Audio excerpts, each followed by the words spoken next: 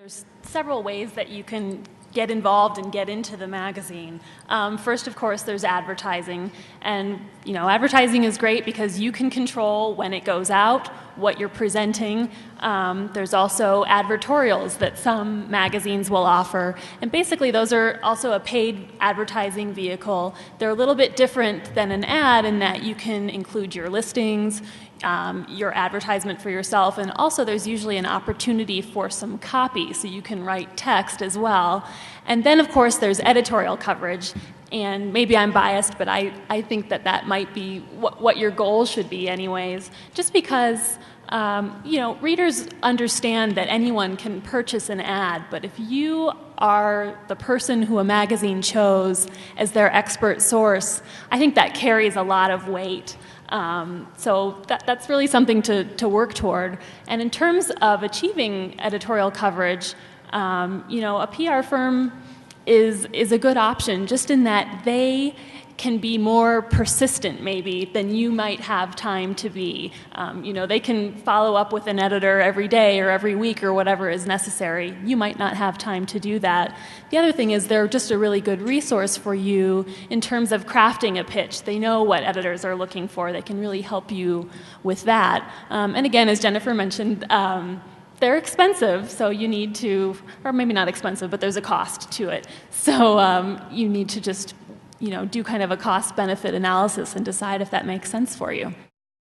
If it's a lifestyle publication like Mountain Living, we are not really looking for hard news. And the reason is when you have a publication with a frequency that's 12 times a year or 8 times a year, we're just not able to be as timely as, say, a daily paper is.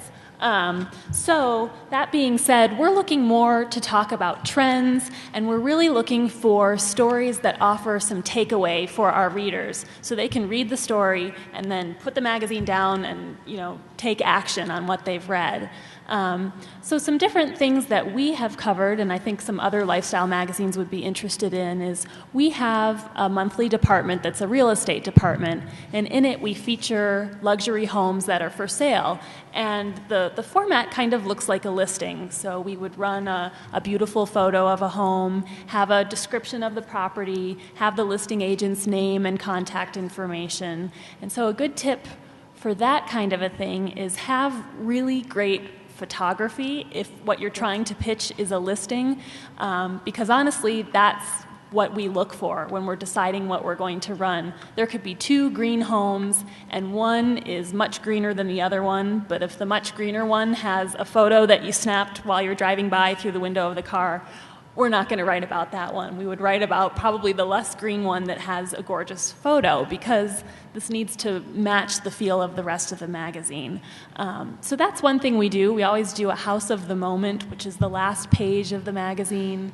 And again, that just features something is really wonderful about the house. Sometimes it's just totally over the top. Maybe it's really green. Maybe the location is wonderful.